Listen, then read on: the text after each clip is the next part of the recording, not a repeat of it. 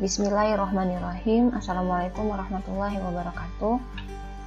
Di sini kita akan sama-sama pelajari ya teman-teman mengenai apa sebenarnya itu representasi data. Kenapa kita perlu mempelajari mengenai representasi data yang nantinya berhubungan dengan sistem bilangan seperti itu ya.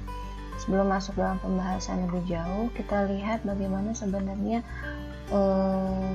asal muasal atau sejarah gitu ya. Mengapa kita perlu mempelajari representasi data ini? Jadi dari peluncuran roket ya Ariane kelima gitu. Jadi di sini bentuk kesalahan yang terjadi saat peluncuran roket pertama itu ternyata penyimpangan dalam jalurnya peluncurannya itu sekitar 40 detik dari peluncuran, dan itu berakibat fatal atau istilahnya dikenal dengan overflow seperti ini ya. Jadi dia membutuhkan komputasi yang ternyata lebih dari 16 bit. Nanti kita akan membahas bagaimana sih sebenarnya basis bilangan itu, kenapa ada basis bilangan 4, basis bilangan 8 dan seterusnya. Nah, kemudian roket Mariner juga pernah mengalami peluncuran yang mengakibatkan kegagalan gitu ya. Penyebabnya apa? Karena programmer lupa untuk menuliskan kode overbarnya. Kemudian satelit Oule ya, Oule 1 tahun 71, di mana satelit ini ya jatuh dengan membawa 72 balon cuaca. Kenapa bisa terjadi insiden ini ya? Diakibatkan karena pengiriman data itu diterjemahkan keliru oleh software. Mungkin bisa jadi karena basis datanya yang pengukuran binarnya yang salah gitu ya, atau bisa jadi konversi bilangannya. Kemudian Wall Street tahun 1987 juga mengalami ya kerugian besar-besaran sekitar 500 miliar dolar US dollar ya. Penyebabnya karena apa? Karena bursa softwarenya itu tidak dapat memproses order pemilihan saham gitu ya. Itu karena apa lagi? Penyebabnya ya diakibatkan karena representasi data yang salah dalam perhitungannya. Kemudian di dunia kesehatan juga alat ronsen ya Terak 25 itu menewaskan banyak pasien akibat dosis sinar yang berlebihan. Itu juga diakibatkan karena software hanya dapat melakukan beberapa tugas sekaligus dengan baik apabila pengguna memberikan perintah secara perlahan. Seperti itu. Nah, dari beberapa histori atau sejarah ya, bagaimana materi ini penting gitu ya. Kita masuk ke dalam dasarnya dulu, jenis data. Jadi jenis data itu sebenarnya ada 4 jenis data gitu ya.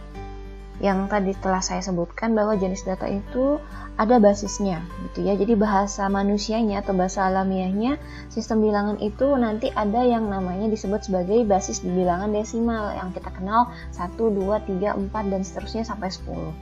Nah, jenis data yang pertama itu namanya adalah nibble. Ya, apa itu nibble? Nibble adalah satu koleksi dari 4 bit dengan merepresentasikan 16 kondisi yang berbeda. Jadi, dalam sistem komputer ya, bilangan yang dikenal itu hanya bilangan 0 dan 1 teman-teman, atau disebut dengan biner. Sedangkan bilangan desimal 0 sampai 10 itu adalah bilangan desimal yang dikenal oleh manusia, atau bahasa alamiahnya adalah bahasa manusia, seperti itu. Dan komputer hanya dapat mengenal nilai atau bilangan 0 dan 1 ini aja teman-teman. Nah, seperti itu. Kemudian nibble menggunakan 4 bit untuk merepresentasikan satu BCD tunggal atau digit heksadesimal. Baik, kita lanjutkan ya. Nah, ini representasi data untuk ukuran 1 byte atau 8 bit gitu ya. Contohnya seperti ini. Komputer 16 bit mempunyai register 16 bit, di mana satu word itu terdiri dari 2 byte. Jadi, dalam 16 bit itu bisa diartikan sebagai representasi data 2 byte, atau bisa disebut sebagai satu word 16 data. Itu ya.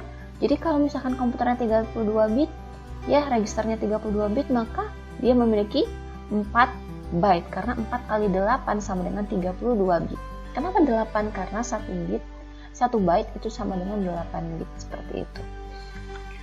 Nah, tadi kita sudah bahas mengenai nibble. Sebenarnya organisasi data itu seperti ini teman-teman. Ada namanya bit. Ya, bit itu dikenal dengan bilangan terkecil yang dapat dikenal oleh komputer, gitu ya. Atau istilahnya di sini adalah binary digit. Ya, dia penggunaan data ini adalah untuk komunikasi data dalam sistem komputer. Kemudian ada namanya nibble teman-teman, ya, itu basis 16. Kemudian byte itu basis 8 dan word size. Oke.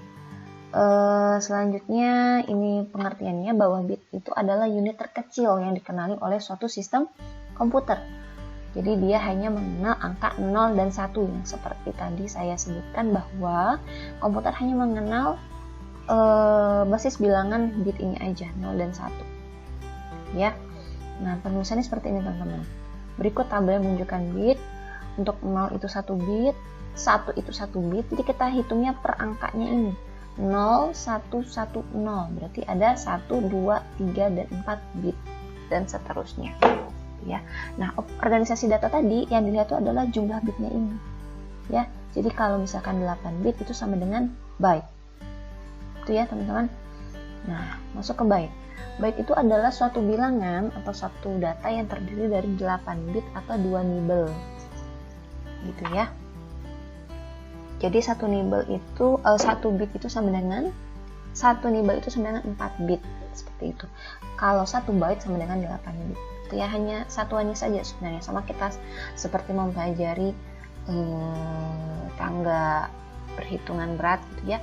Kilometer, kemudian sentimeter, atau misalkan dalam satuan kilo, seperti itu. Kemudian penomoran bit. Nah, ini teman-teman. Jadi penomoran bit itu dimulai dari bagian basis biner yang disebut sebagai LSB atau Least Significant Bit, dan masuk ke dalam MSB. Ini putih ya, maaf tidak terlihat, atau disebut dengan most significant bit gitu. Jadi ini adalah urutan bit terbesar. Nanti saat kita melakukan konversi data atau nilai, kita akan mulai dari basis sebelah kanannya. Maksudnya apa? Nanti kita akan pelajari ya. Nah, jadi di sini ada 1, 2, 3, 4 bit disebut dengan nibble. Nibble terendah dan ini nibble tertinggi gitu ya. Ini ada 7 bit, berarti bisa merepresentasikan sebagai bilangan 1 byte. Itu oke teman-teman ya. Nah, ini perbedaannya untuk bit ya. 1 byte sama dengan 8 bit. Nah, di sini ada tabel teman-teman yang menampilkan bilangan heksa, desimal, biner. Ini semua disebut sebagai bilangan basis teman-teman, atau bahasa mesin lah istilahnya. Bahasa mesin dalam sistem bilangan itu ya, 3 basisnya, yaitu ada binary ya, digit yang digunakan untuk komunikasi data, kemudian basis bilangan 8 ya, basis bilangan 8 itu disebut dengan oktal, di sini tidak ada ya. Kemudian basis bilangan heksadesimal. Ini heksa ya, 0 sampai F gitu. Jadi dalam heksadesimal yang dikenal bilangan itu hanya dari 0 sampai 9. 10 tidak direpresentasikan dari dalam heksadesimal. Kemudian dilanjutkan dengan A sampai F. Jadi ini teman-teman, ini sudah default ya, sudah dari sana yang sudah ditentukan dalam perumusan. Kemudian desimal itu dalam bahasa Indonesia, dan biner seperti ini. Jadi angka desimal 0 misalkan kita inputkan dalam komputer itu bilangan 1. Maka komputer hanya memahami ya, komunikasi datanya itu hanya memahami nilai 0001. Dan misalkan bilangan desimal adalah 15, maka komputer hanya mengenal nilai 111. Oke, ini untuk bilangan. Misalkan bagaimana untuk input data, misalkan kita memberikan warna gitu ya, maka nanti akan dikenal oleh komputer itu nanti ada disebut sebagai tabel ASCII-nya gitu ya. Nah, ini misalkan binar 000 sampai 11, berarti di sini dia ada 8 bit desimalnya. Jadi nanti di sini ada basis 10 ya, basis 16. Ini harus kalian tulis teman-teman. Jadi saat kita nanti melakukan perhitungan akan jelas. Dia akan dikonversikan dalam sistem bilangan basis berapa, seperti itu.